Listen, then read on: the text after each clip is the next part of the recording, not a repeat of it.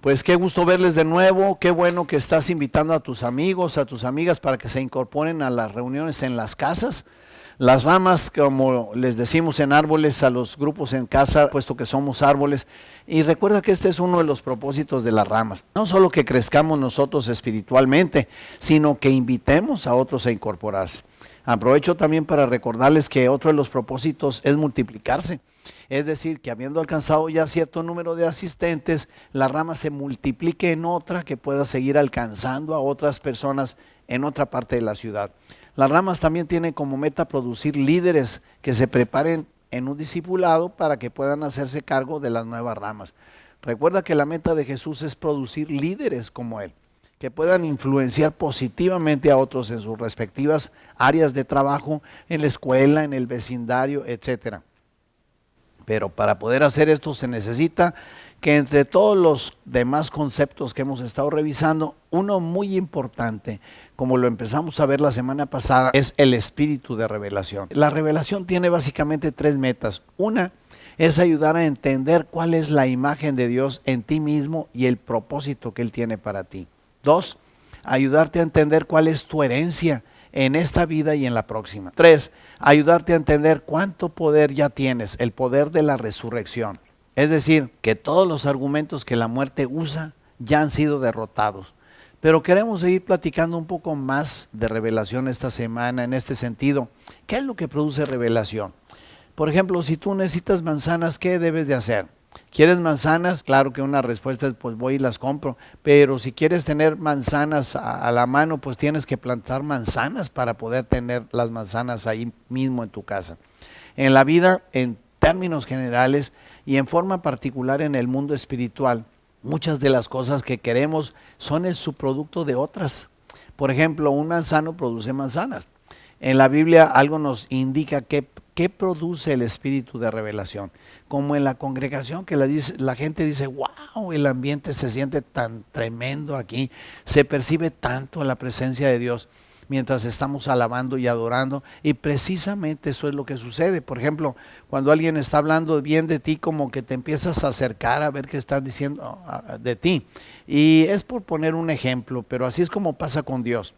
Cuando empezamos a alabarlo y adorarlo, la Biblia dice que Dios se empieza a acercar a la reunión. Dios habita en las alabanzas de su pueblo, como dice el Salmo 22 del 3 al 4. Dios creador, redentor, Dios Padre, habita en las alabanzas de su pueblo. Y en esta alabanza comenzamos a cantar de sus proezas. Él es el creador, el sanador, es algo increíble cuando empiezas a preguntar a la gente a cuántos Él ha sanado, prosperado o sacado adelante en algún problema difícil. Son muchos a los que Él ha ayudado. Pues por eso le cantamos y le adoramos, estamos tan agradecidos. En nuestra congregación cantamos proezas y maravillas a Él por lo que es y lo que ha hecho en nosotros. Por eso estamos llenos de acción de gracias. El ambiente de adoración es algo íntimo. Dios Espíritu viene mientras le adoramos a Él desde el fondo de nuestro ser. Ahora, hemos platicado que somos una Trinidad, somos cuerpo, alma y espíritu. Y cuando le adoramos, desde nuestro espíritu hay un encuentro con el Espíritu de Dios. Y Dios empieza a tocarnos, tanto que se transmite a nuestro cuerpo, a nuestras emociones y nos llena de su presencia.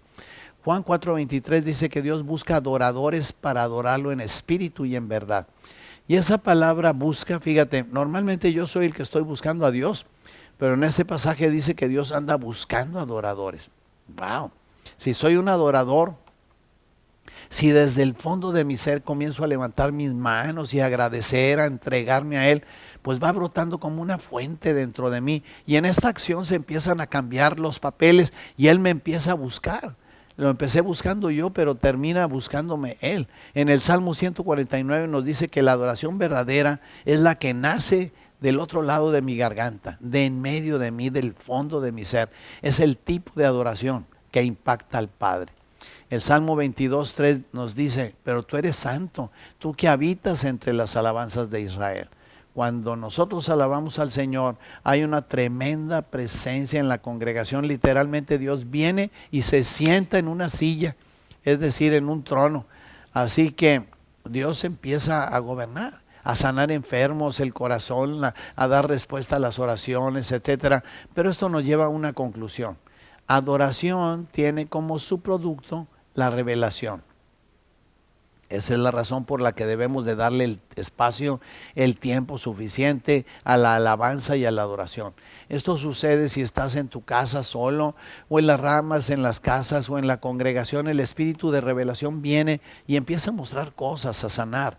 El espíritu de revelación está funcionando y en ese ambiente de repente te das cuenta, wow, ¿quién realmente soy? ¿Quién realmente puedo ser? Los recursos que Él me ha dado. Una palabra profética te empieza a hablar de los problemas que estás pasando y de la respuesta de Dios para ello. ¿Qué es lo que está pasando? Revelación, revelación. Todo resulta en el ambiente de adoración. Esto es algo muy importante. Job 36 del 26 al 33 nos deja entender cómo funciona adoración y alabanza. Da una ilustración más cercana acerca del ciclo de las lluvias, por ejemplo. Dice, ¿quieres entender el ruido estrepitoso de la morada de Dios? Por eso la gente dice, ¿por qué está tan ruidosa la alabanza y la adoración? Pues quieres entender por qué la morada de Dios está llena de este escándalo positivo. Déjame explicarte. Si puedes entender el ciclo de la lluvia, entonces puedes entender lo que sucede en las iglesias que están llenas del Espíritu Santo. El sol sale, comienza a calentar la tierra, los ríos, el mar, entonces suben vapores de agua y estos se forman en nubes. Y llega un punto en que hay tanta agua condensada que no puede retener tanta agua. Entonces, pues se suelta el agua y comienza el aguacero. Los campos son bendecidos, los ríos se llenan, la semilla crece, etcétera. El agua trae beneficios. Si entendemos esto, podemos entender lo que sucede en la morada de Dios, en la iglesia, en el tabernáculo. La iglesia funciona de la misma manera. Comenzamos a adorar a Dios, empiezan a levantar vapores de adoración, por así decirlo. Cuando damos acciones de gracias verbalmente, ¿por qué es necesario manifestar nuestro agradecimiento? Bueno, ¿por qué los tenemos que expresar verbalmente? Porque pensamientos no expresados no tocan el corazón de Dios. Tu expresión importa y pesa. Por ejemplo, en los salmos, levantamos nuestras manos y todas nuestras acciones, gestos y palabras suben a la presencia de Dios de una manera verbalizada, no pensada. Entonces decimos, son como vapores que suben y forman una nube de bendición, de presencia de Dios. Solo hay una diferencia entre este ciclo natural y el espiritual. En lo natural, cuando sale el sol, comienzan a subir los vapores. En la iglesia, Dios es como el sol y nosotros empezamos a alabarlo y adorarlo voluntariamente. El ciclo del agua es obligatorio, pero el ciclo de adoración es voluntario. O sea, necesitamos entender que nuestra participación importa, con mayúsculas. Tu participación importa, no puedes quedarte al margen nada más de espectador. Importa que llegues a tiempo a la celebración, porque necesitamos unirnos voluntariamente a exaltar al Señor. No necesitamos que nos estén empujando, no necesitamos que nos estén pidiendo que levantemos las manos desde allá de la plataforma. Necesitamos todos levantar vapores de adoración hasta que se forme una nube, a que vengan y caigan bendiciones sobre la congregación, sanidades, milagros, cosas extraordinarias, manifestaciones sobrenaturales, comprensión de la Biblia, de la herencia, manifestaciones de poder, el entendimiento de propósito y destino, de quién soy yo en Dios a través de Jesucristo. Así que, así como un manzano produce manzanas, una estrategia es que sepas qué importante es tu adoración.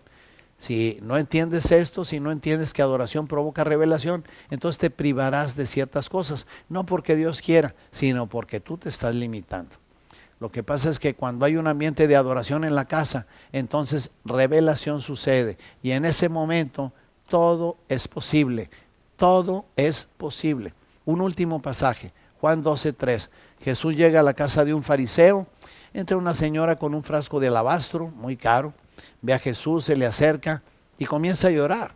Y los pies de Jesús se mojan con sus lágrimas. Ella con su cabello lo seca, está adorando. De tal manera que los discípulos pues hasta se empiezan a sentir un poco incómodos. Entonces ella toma un frasco de alabastro y lo rompe y unge al Señor con este perfume, que algunos calculan que en este tiempo valdría como $12,000. Los discípulos la critican, especialmente Judas, el tesorero, argumentando que ese perfume se podría haber vendido y repartido a los pobres. Pero el punto aquí es que si llegas a entender lo que es adoración, puede ser que otros te critiquen, puede ser que sea incómodo para otros, así como esta mujer, vaya, ella seguía adorando al Señor independientemente de lo que dijeran o pensaran de ella. Cuando rompe el frasco, el aroma llenó toda la casa, a pesar de todo. De todos modos, el aroma llenó toda la casa y precisamente esto es lo que queremos que suceda contigo y conmigo. Continuaremos en la próxima. Dios te bendiga muchísimo.